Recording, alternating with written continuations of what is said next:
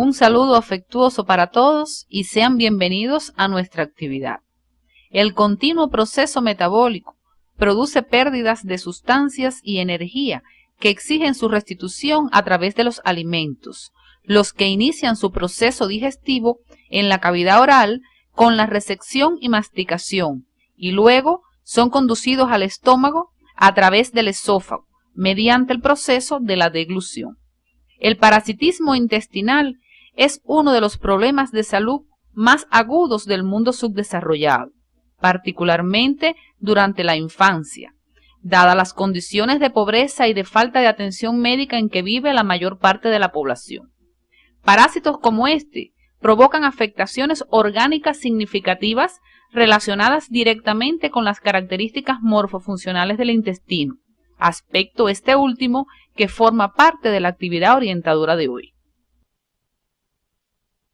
Al concluir el estudio de estos contenidos, serán capaces de explicar el origen y desarrollo del estómago, intestino delgado e intestino grueso, así como sus características morfológicas macroscópicas y microscópicas que les permiten cumplir con sus funciones. Además, podrán interpretar las alteraciones que se producen como consecuencia de trastornos del desarrollo o de su funcionamiento normal. En la actividad anterior, conocimos que del intestino anterior se derivan el esófago, el estómago, la parte proximal del duodeno, el hígado y el páncreas, y orientamos el estudio de las características morfofuncionales del esófago. En la actividad de hoy, veremos cómo ocurre la evolución del estómago y la parte proximal del duodeno. Además, se estudiarán el origen y desarrollo de los derivados definitivos del intestino medio y posterior. El estómago se forma en la cuarta semana del desarrollo como una dilatación fusiforme del intestino anterior, situado en la línea media a continuación del esófago y por encima del duodeno. Sus paredes crecen de forma rápida y de manera diferencial. Durante su formación, experimenta dos rotaciones, una alrededor de su eje longitudinal y otra en el anteroposterior.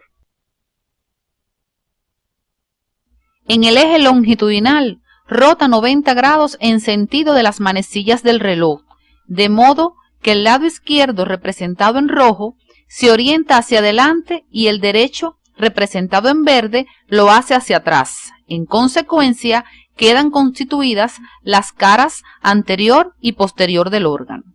Durante esta rotación, la pared posterior, representada en azul, se sitúa en el lado izquierdo del estómago y crece más rápidamente que la anterior, formando la curvatura mayor. La pared anterior original, representada en amarillo, se sitúa en el lado derecho y en ella se forma la curvatura menor. En el eje anteroposterior, el estómago experimenta una rotación que provoca que su extremo cefálico se desplace hacia abajo y a la izquierda, mientras el caudal lo hace hacia arriba y a la derecha. Esta rotación permite que el estómago alcance su posición definitiva en la cavidad abdominal, con su eje longitudinal descendente orientado de izquierda a derecha. El estómago está unido a las paredes anterior y posterior de la cavidad celómica del embrión a través de los mesogástrios dorsal y ventral. La rotación en el eje anteroposterior modifica también la posición de estos mesenterios, dejando un espacio detrás del estómago denominado bolsa omental. Con el desarrollo ulterior del estómago, el mesogastrio dorsal crece y se extiende en sentido caudal, formando un saco de doble capa en forma de delantal, que se extiende sobre el colon transverso y el intestino delgado, y se denomina omento o epiplón mayor. Del mesenterio anterior se forman el omento o epiplón menor, que une el estómago con el duodeno y el hígado, y además el ligamento falciforme, que une al hígado con la pared anterior del cuerpo. A continuación, analizaremos las malformaciones más frecuentes del intestino anterior.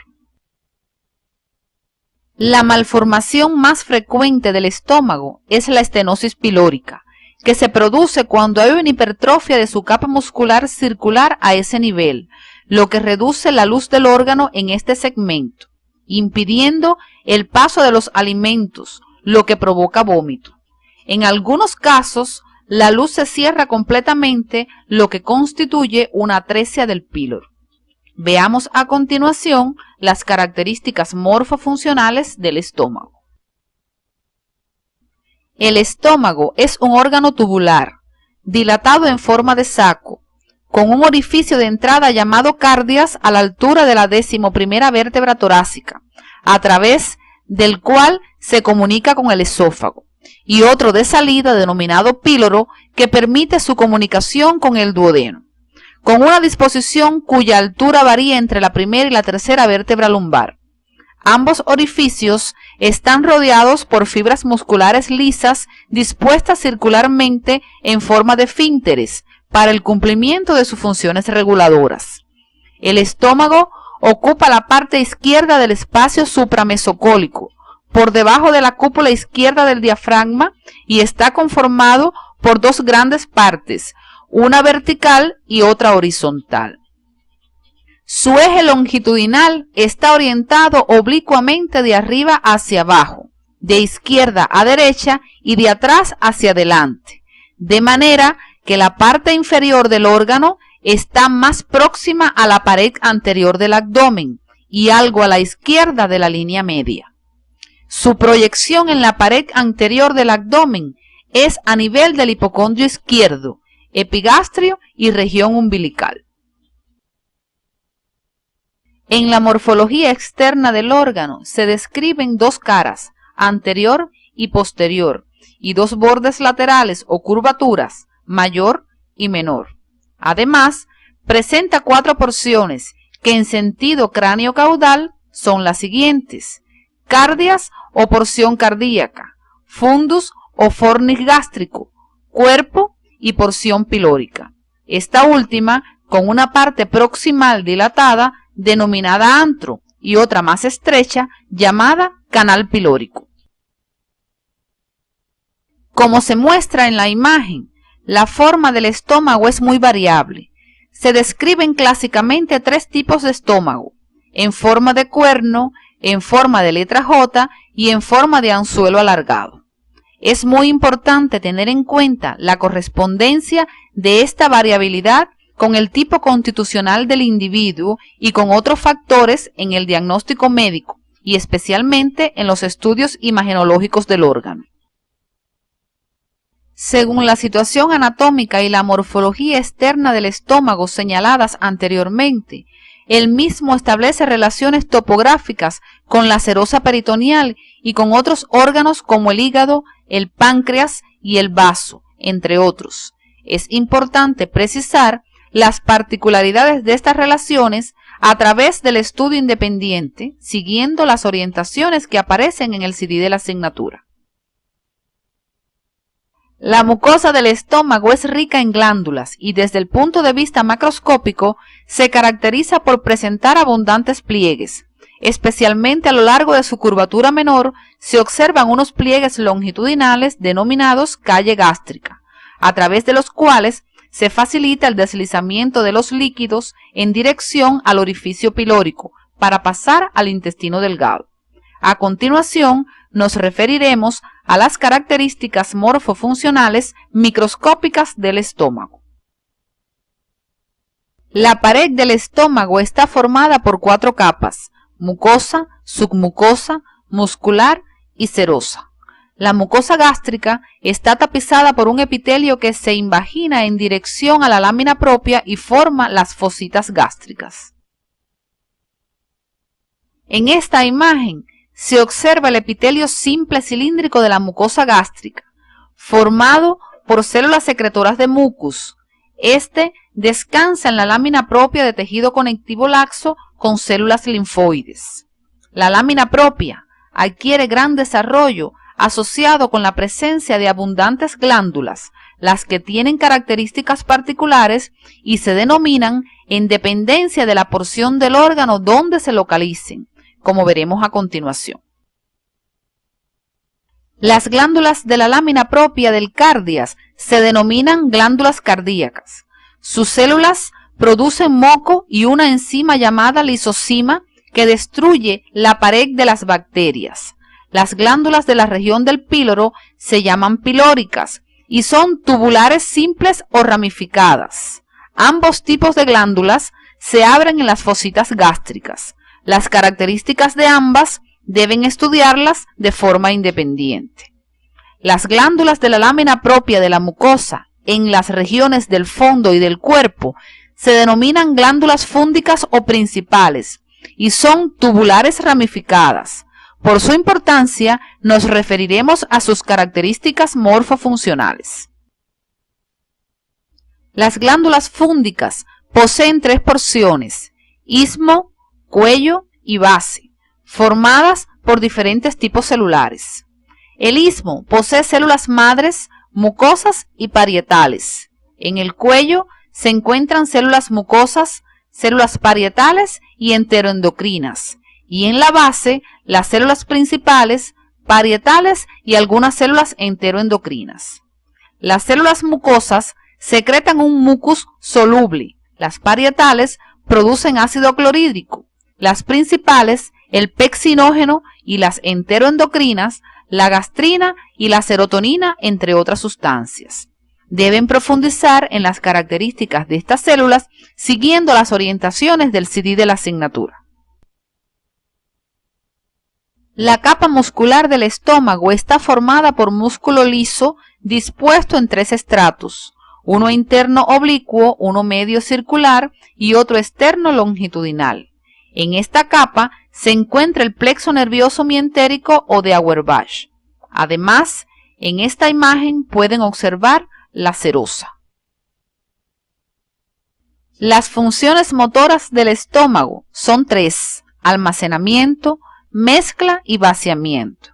La función de almacenamiento se explica porque a medida que los alimentos llegan al estómago, se sitúan de forma concéntrica y sus paredes se relajan, lo cual contribuye a mantener estable la presión en su interior. La contracción de la pared muscular del estómago origina movimientos de mezcla y propulsión que aseguran el contacto de los alimentos con el jugo gástrico, lo que trae como resultado la formación del quimo. Las contracciones peristálticas se hacen más intensas a nivel del antro pilórico, lo que se conoce con el nombre de bomba pilórica, y garantiza el vaciamiento a la primera porción del duodeno. La velocidad del vaciamiento gástrico está regulada por señales procedentes del estómago que favorecen el paso del contenido gástrico a la primera porción del duodeno, y por señales del duodeno, más importante aún, que limitan la llegada de la cantidad de quimo al duodeno para su adecuada digestión y absorción. Entre las señales procedentes del estómago se destaca el efecto de la distensión sobre la generación de reflejos mientéricos que aumentan la actividad de la bomba pilórica y por efecto de la grelina, hormona liberada por la distensión y la presencia de algunos alimentos en el estómago. Esta hormona aumenta la secreción y motilidad gástrica y en consecuencia su vaciamiento. Los factores duodenales pueden ser nerviosos como el reflejo enterogástrico y hormonales como el efecto de la colecistocinina, secretina y péptido inhibidor gástrico. A continuación, analizaremos el control de los factores duodenales.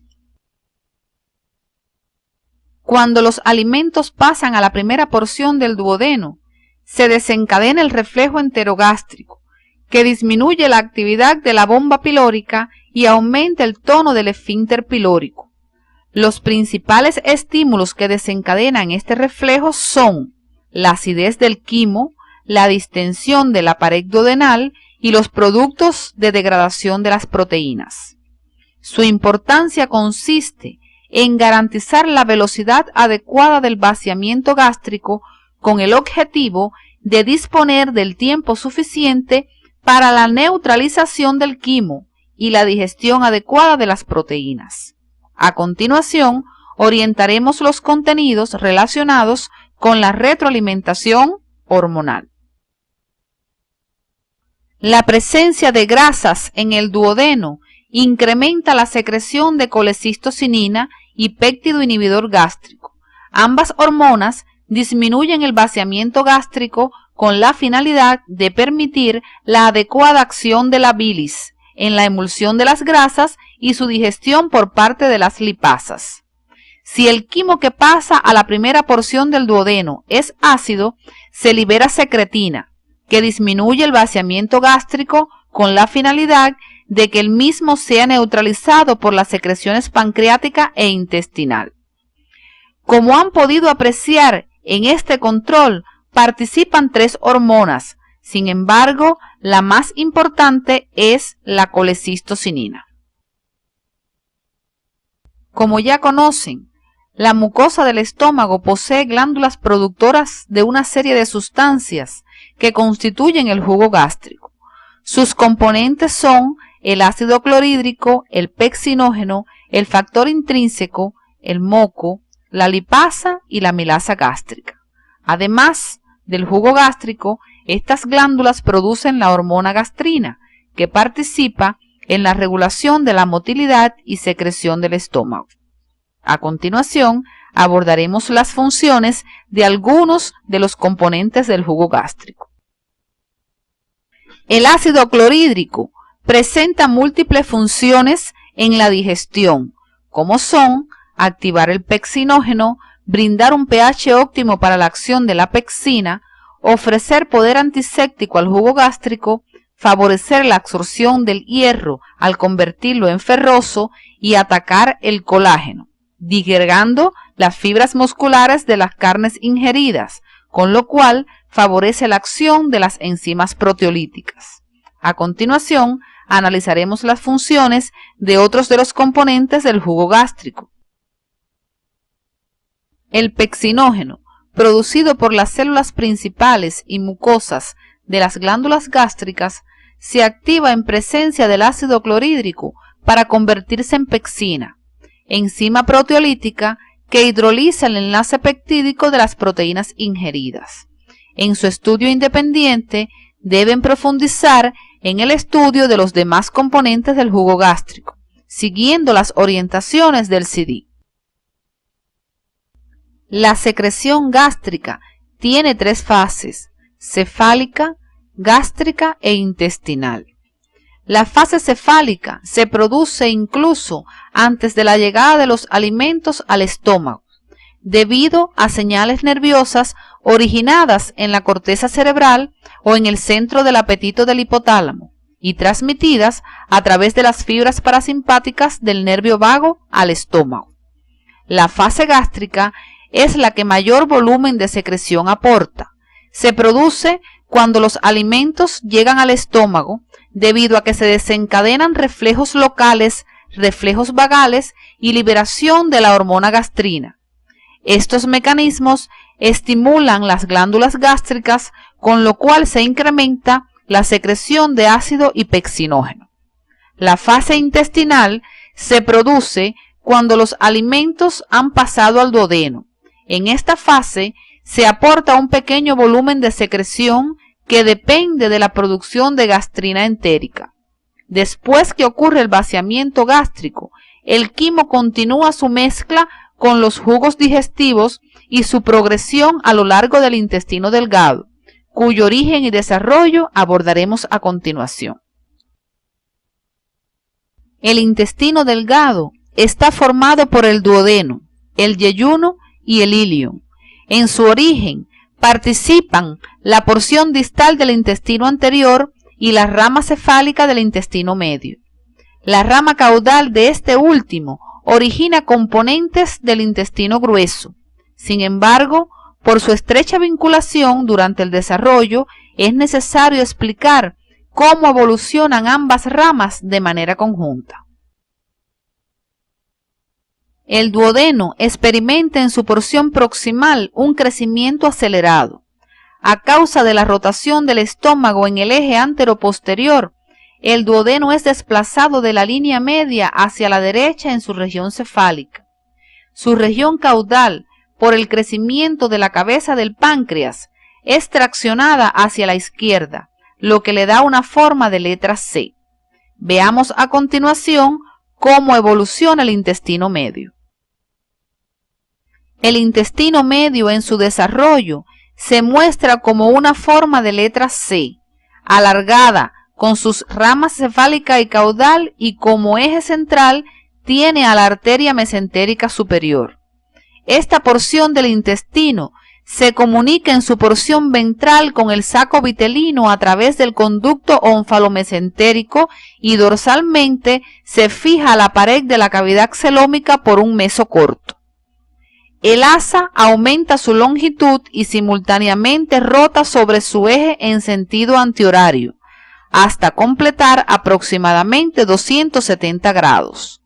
El crecimiento de ambas ramas no es igual.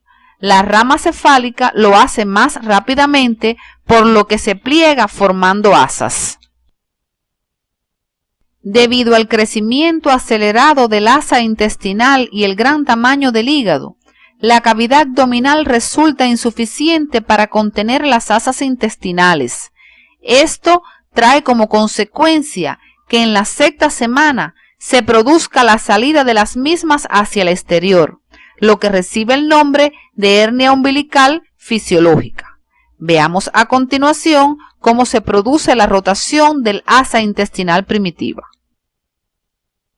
La rotación se produce en 3 etapas. Recordemos que inicialmente el asa cefálica está situada por encima de la arteria mesentérica superior y la caudal por debajo. Por convenio, continuaremos llamando a cada una de las ramas por estos nombres, independientemente de la posición que vayan asumiendo durante la rotación. Observen que en la parte inferior derecha de la imagen aparece una representación de la posición que adoptan las asas durante su rotación. El primer movimiento ocurre durante la salida, es de 90 grados y provoca que el asa cefálica se ubique a la derecha y la caudal a la izquierda. En el segundo movimiento, el asa cefálica se sitúa en posición inferior y la caudal en posición superior. Observen en la imagen que el asa cefálica se ha plegado como consecuencia del crecimiento diferencial. El tercer movimiento hace que el asa cefálica se sitúe a la izquierda y la caudal a la derecha. El mismo es simultáneo a la regresión de las asas a la cavidad abdominal y favorece que el asa cefálica sea la primera en entrar, situándose hacia la izquierda de la cavidad abdominal, mientras que la caudal lo hace posteriormente y sus derivados se sitúan hacia la derecha. El retorno ocurre aproximadamente en la 10ª semana y aunque no se conocen sus causas, se supone que es favorecido por la regresión del mesonefros, la disminución en la velocidad del crecimiento del hígado y el aumento de volumen de la cavidad abdominal. Podemos decir entonces que de la rama cefálica se originan la mayor parte del duodeno, el yeyuno y parte del ilion, mientras que la rama caudal forma la porción distal del ilion, el ciego, el apéndice, el colon ascendente y los 2/3 derechos del colon transverso. La evolución del meso del intestino medio, conocido como mesenterio propiamente dicho, está muy relacionada con los procesos de rotación del asa intestinal primitiva, lo que explica en parte que algunos órganos quedan en posición intraperitoneal y otros retroperitoneal. Las malformaciones de esta porción del intestino pueden ser anomalías de los mesenterios como la hernia retrocólica, anomalías de la pared abdominal, donde la más frecuente es el onfalocele, anomalías del conducto onfalomesentérico como el divertículo de Meckel, defectos en la rotación como el colon izquierdo, atresias, estenosis y duplicaciones que pueden ocurrir en cualquiera de los segmentos del intestino y que siguen los patrones ya estudiados. Veamos a continuación algunos ejemplos de estas malformaciones. La luz del duodeno se oblitera durante el segundo mes del desarrollo para recanalizarse después. Si este fenómeno no se produce de manera correcta, pueden aparecer malformaciones. En la imagen se muestra una estenosis. Observen que la luz de la porción caudal es más estrecha que la de la cefálica. Si la luz no se recanaliza, persiste una obstrucción total. Entonces se presenta una atresia. De las malformaciones intestinales, una de las más frecuentes es el onfalocele, producido cuando no regresan las asas a la cavidad abdominal.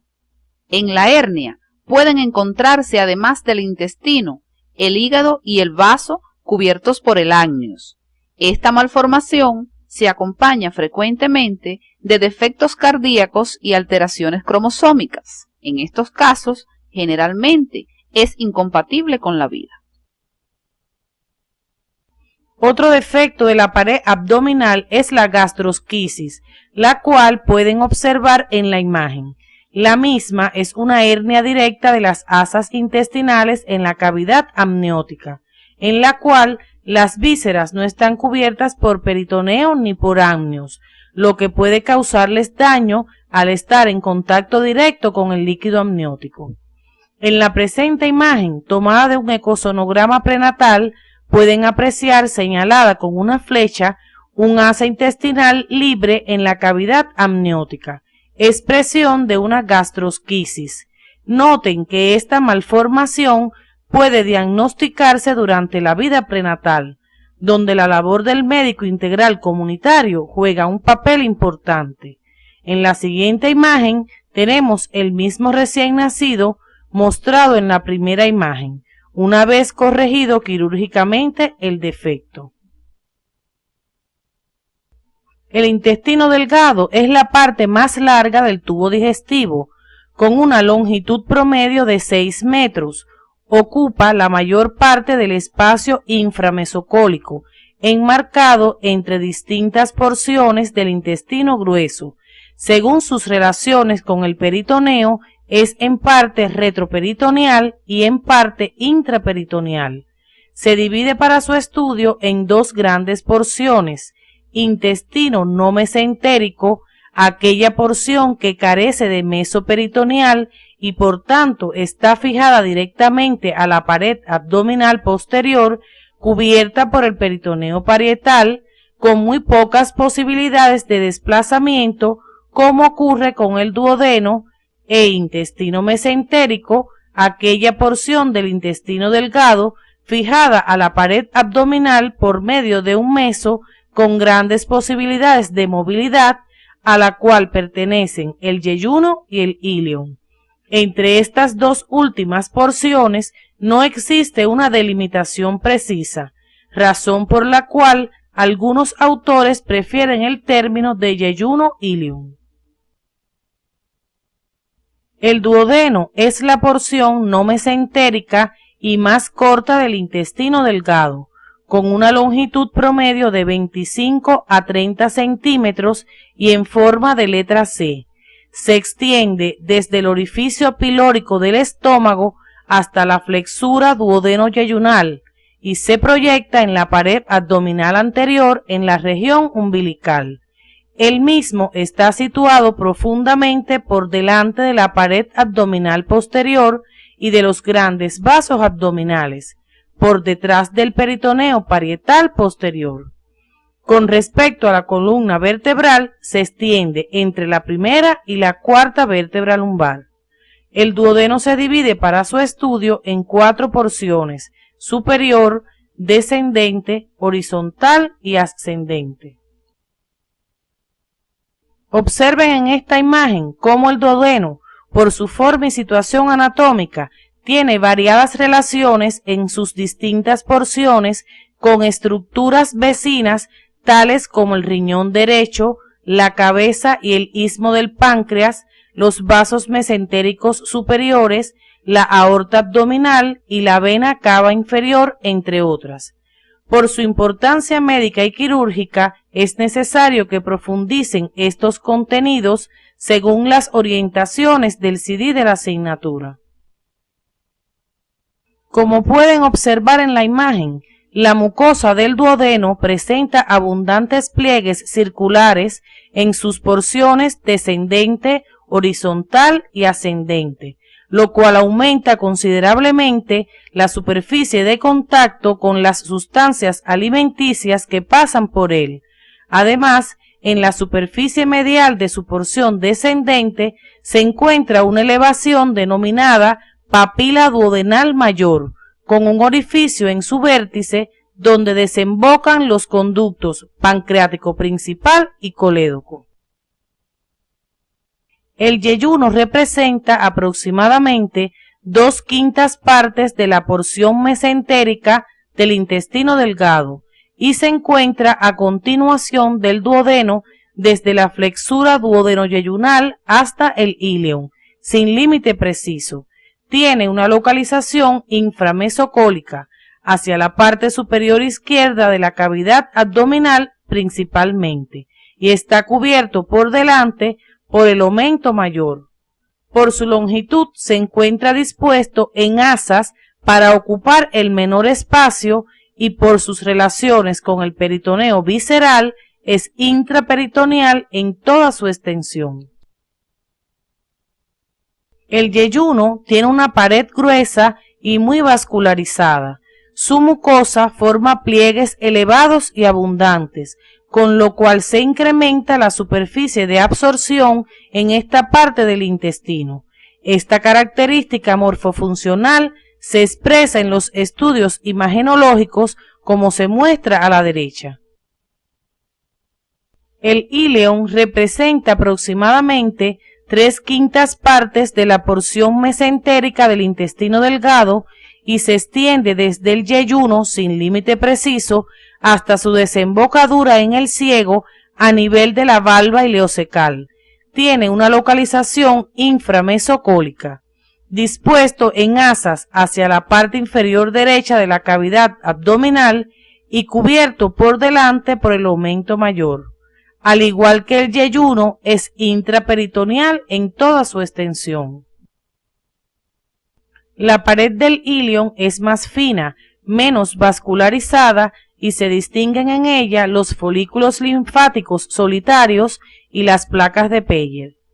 Los pliegues de la mucosa se presentan en menor cantidad y altura, característica morfofuncional que se expresa en los estudios imagenológicos como se muestra a la derecha.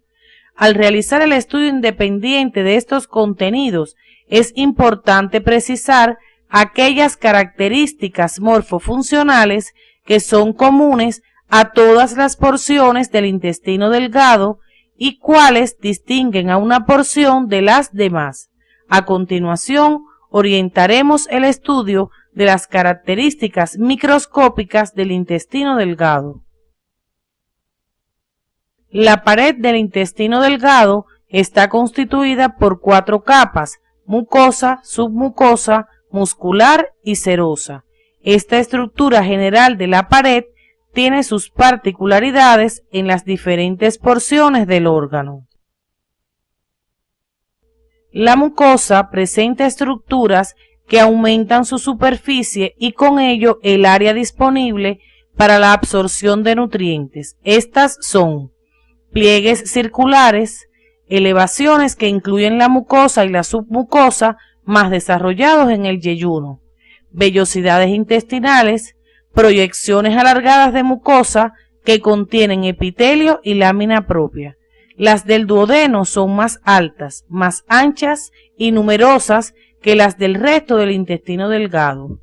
Microvellosidades, especializaciones de la membrana plasmática en la superficie apical de las células cilíndricas que forman parte del epitelio y glándulas intestinales o criptas de Lieberkühn, invaginaciones del epitelio hacia la lámina propia que se abren en la superficie de la mucosa entre las bases de las vellosidades. En la imagen se presenta el epitelio que reviste la mucosa, el cual es simple, cilíndrico, con chapa estriada y células caliciformes, que descansa en la lámina propia de tejido conectivo con abundantes vasos sanguíneos y linfáticos. Presenta además fibras musculares lisas y tejido linfoide organizado en folículos linfáticos que a nivel del íleon se presentan agrupados formando las placas de Peyer. La lámina propia presenta además las glándulas intestinales o criptas de Lieberkühn. Las criptas de Lieberkühn son glándulas tubulares rectas que se abren en la superficie de la mucosa entre las vellosidades. Estas glándulas están constituidas por células superficiales absortivas, caliciformes, enteroendocrinas, regenerativas y de Panet. Las células superficiales absortivas y las caliciformes ocupan la mitad superior de la glándula, mientras que el resto de los tipos celulares se localizan en la mitad inferior, aunque esta región puede presentar además algunas células caliciformes. Deben profundizar en las características morfofuncionales de estos tipos celulares siguiendo las orientaciones del CD. La submucosa del intestino delgado está formada por tejido conectivo laxo, con nódulos linfáticos, abundantes fibras elásticas y el plexo nervioso de Meissner. A nivel del duodeno presenta glándulas tubulares compuestas denominadas de Brunner, que secretan un mucus rico en bicarbonato que reduce la acidez del quimo y protege el epitelio intestinal de la acción del jugo gástrico. En la imagen se observa la capa muscular formada por dos estratos, uno interno circular y otro externo longitudinal. Entre ambos está el plexo nervioso de Auerbach. Esta capa tiene la función de garantizar la motilidad del intestino delgado. Los movimientos del intestino delgado, como en otras porciones del sistema digestivo, se dividen en mezcladores y propulsores. Esta división es puramente didáctica debido a que ambos producen un cierto grado de mezcla y propulsión simultáneas. Cuando el quimo penetra en el intestino delgado, distiende su pared e induce contracciones concéntricas espaciadas llamadas contracciones de segmentación que garantizan la mezcla del contenido intestinal con sus secreciones. Los movimientos propulsores dependen de las contracciones peristálticas. Observen que cada anillo de contracción está precedido en el tiempo de una relajación distal, lo que asegura la progresión de los alimentos a lo largo del intestino delgado. En la parte derecha de la presentación, observen una imagen contrastada de intestino delgado, donde pueden apreciar las contracciones peristálticas. El peristaltismo intestinal está regulado por mecanismos nerviosos y humorales. La actividad peristáltica aumenta mucho después de una comida, debido al desencadenamiento del reflejo gastroentérico, provocado por la distensión del estómago y conducido principalmente por el plexo mientérico, desde el estómago al intestino delgado. Además de estos factores nerviosos, existen los hormonales, entre los que se encuentran la gastrina, la colecistocinina, la insulina y la serotonina, que aumentan el peristaltismo, mientras que la secretina y el glucagón lo disminuyen. Este control asegura la adecuada dispersión del contenido intestinal, lo cual favorece su digestión y absorción. A continuación abordaremos el estudio de la secreción intestinal. La secreción intestinal sin restos celulares apenas contiene enzimas. Sin embargo, los enterocitos de la mucosa, sobre todo los que cubren las vellosidades, contienen enzimas digestivas que digieren sustancias alimenticias específicas mientras se absorben a través del epitelio. Estas son las peptidasas, que fraccionan los péptidos en aminoácidos, las disacaridasas escinden los disacáridos y su déficit es causa frecuente de diarreas, y una lipasa de acción débil. en la secreción intestinal se encuentra la enzima enterocinasa, cuya función básica es la activación del tripsinógeno. Además, contiene agua, electrolitos y moco. Este último tiene función protectora de la mucosa. Los factores más importantes que regulan la secreción del intestino delgado son los reflejos nerviosos locales, iniciados por estímulos táctiles e irritativos por la presencia de los alimentos, además del aumento de la actividad intestinal asociada a los movimientos gastrointestinales. Las hormonas secretina y colecistocinina incrementan la secreción del intestino delgado. El intestino posterior es la última porción del intestino primitivo. Su parte más caudal es la cloaca, la que se divide en dos porciones independientes: el seno urogenital, ya estudiado en actividades anteriores, y el conducto anorrectal, que queda separado del exterior por la membrana anal. La porción digestiva del intestino posterior experimenta una elongación rápida y de ella se forma el tercio izquierdo del colon transverso, el colon descendente, el sigmoides, el recto y la porción superior del conducto anal. Los otros componentes del intestino grueso son derivados de la rama caudal del intestino medio. La porción inferior del conducto anal se forma porque al romperse la membrana anal se comunican la última porción del intestino posterior con el proctodeo. El epitelio ectodérmico de este último, representado en rojo, reviste la porción distal del conducto anal, mientras que el epitelio de las demás porciones del intestino posterior es endodérmico. Los derivados del intestino posterior son irrigados por la arteria mesentérica inferior, excepto en su porción más caudal, que recibe irrigación de las arterias rectales medias e inferiores, ramas de las arterias ilíacas. Las malformaciones congénitas más frecuentes en esta porción del intestino son las fístulas urorectales, que se producen cuando se mantiene comunicación entre la última porción del intestino con la vejiga, con la uretra y, en el caso de la mujer, con la vagina. El ano imperforado ocurre cuando no hay comunicación entre el canal anal y el exterior. Puede ser porque no se recanaliza el conducto o porque no se rompe la membrana anal. De otra parte, en la formación de los ganglios parasimpáticos de la pared intestinal juega un papel importante la migración de las células de las crestas neurales que participan en su formación. Cuando por defecto en la migración de estas células no se forman los ganglios parasimpáticos, se produce un megacolon agangliónico. En la imagen se representa un megacolon agangliónico. Observen el gran tamaño del colon a consecuencia de la disminución del tono del músculo liso de su pared. El intestino grueso mide aproximadamente 1.5 metros de longitud y presenta los mayores diámetros de todo el tubo digestivo.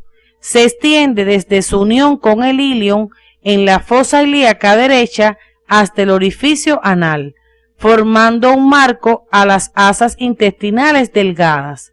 Sus relaciones con el peritoneo varían de una porción a otra. Se divide para su estudio en las siguientes porciones: ciego, colon y recto. El colon a su vez se subdivide en ascendente, transverso, descendente y sigmoide. Es característico del intestino grueso la presencia de 3 bandas de fibras musculares lisas dispuestas longitudinalmente, las tenias cólicas, que se extienden desde la base del apéndice vermiforme hasta la parte superior del recto. numerosas austras cólicas o abollonaduras separadas unas de otras por estrechamientos sucesivos y abundantes apéndices epiploicos como pequeñas evaginaciones de la serosa peritoneal en las cuales se acumula tejido adiposo. En la mucosa del intestino grueso, a diferencia del delgado, los pliegues son escasos y dispuestos transversalmente en forma semilunar. La porción cecal del intestino grueso está situada en la fosa ilíaca derecha y cubierta completamente por el peritoneo visceral. Es característico en el ciego la desembocadura del ilion por su pared medial y la presencia en su pared posteromedial de una prolongación fina y alargada que es el apéndice vermiforme, estructura rica en tejido linfoide que frecuentemente presenta reacciones inflamatorias que requieren de atención médica de urgencia. Observen en esta imagen la superficie interna del ciego, los pliegues de la valva ileocecal en el orificio de desembocadura del ilion y más caudal y medialmente el orificio de entrada al apéndice vermiforme. El colon ascendente se extiende a continuación del ciego, adosado a la superficie posterolateral derecha de la cavidad abdominal hasta la flexura cólica derecha, cubierto por la serosa peritoneal en sus superficies anterior y laterales, con una localización retroperitoneal. El colon transverso se extiende entre ambas flexuras cólicas derecha e izquierda, cubierto completamente por el peritoneo, por lo que es intraperitoneal, y fijado a la pared abdominal posterior por un pliegue llamado mesocolon transverso. El colon descendente se extiende desde la flexura cólica izquierda hasta el nivel de la cresta ilíaca izquierda, adosado a la superficie posterolateral de la pared abdominal, cubierto por el peritoneo en sus superficies anterior y laterales, localizado en el espacio retroperitoneal. El colon sigmoide tiene la forma de una letra S y se extiende desde el nivel de la cresta ilíaca izquierda hasta el nivel de la tercera vértebra sacra, donde se continúa con el recto. Está cubierto completamente por el peritoneo en el espacio intraperitoneal y fijado a la pared posterolateral izquierda de la pelvis por un pliegue peritoneal, el mesocolon sigmoide. El recto se extiende desde la altura de la tercera vértebra sacra como continuación del colon sigmoide hasta el orificio anal en la región perineal.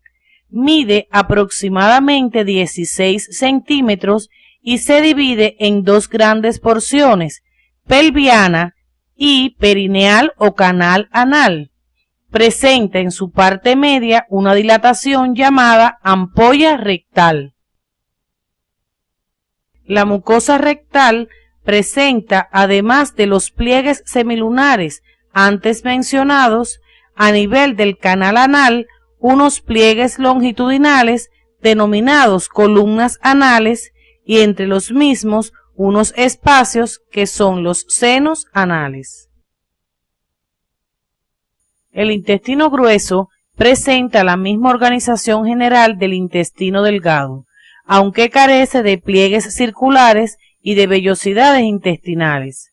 La mucosa del intestino grueso está revestida por un epitelio simple cilíndrico con chapa estriada y células caliciformes. La lámina propia es rica en células linfoides y la muscular de la mucosa está formada por músculo liso. La submucosa está constituida por tejido conectivo laxo. En ella se encuentran vasos sanguíneos, nódulos linfáticos y el plexo nervioso de Meissner. En la imagen pueden apreciar además la capa muscular. En esta imagen se presenta la mucosa del intestino grueso. Observen el epitelio de revestimiento en el que abundan las células caliciformes, las que aparecen de color blanco. Se aprecian además las glándulas o criptas intestinales. Estas son más profundas y numerosas que las del intestino delgado y no contienen células de Paneth. También pueden apreciar la lámina propia y la muscular de la mucosa. La capa muscular del intestino grueso está formada por un estrato interno circular y uno externo longitudinal. Las fibras de este último se unen para formar 3 bandas longitudinales gruesas llamadas tenias del colon. Externamente a la capa muscular se encuentra la serosa. Las funciones principales del intestino grueso son la absorción de agua y electrolitos y el almacenamiento de las materias fecales hasta el momento de su eliminación. La primera de estas funciones se efectúa principalmente en la mitad proximal del colon y la segunda en su mitad distal. La motilidad del intestino grueso, al igual que en otros segmentos del tubo digestivo, depende de movimientos mezcladores y propulsores. Los mezcladores son movimientos de segmentación originados por la contracción de las fibras musculares longitudinales y circulares que dan lugar a la formación de las austras. La propulsión en el ciego y el colon ascendente depende sobre todo de las contracciones australes. A partir del colon transverso y hasta el sigmoides depende de contracciones de un segmento de la pared a los que se denomina movimientos en masa. Los mismos están facilitados después de las comidas por los reflejos gastrocólicos y duodenocólicos. Deben profundizar en estos contenidos, así como en el mecanismo reflejo de la defecación por la bibliografía recomendada en el CD. El epitelio de la mucosa del intestino grueso contiene abundantes células caliciformes productoras de moco, cuya función fundamental es la protección tanto de escoriaciones que puedan producir las heces fecales como de los efectos nocivos de las bacterias presentes en el contenido de las mismas. Además, el moco proporciona un medio adherente que mantiene unida la materia fecal.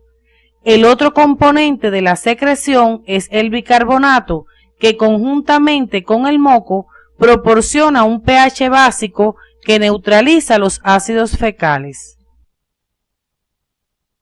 Los estudios imagenológicos del tubo digestivo, utilizando sustancias de contraste como el bario, son de mucha utilidad en el diagnóstico de diversas alteraciones.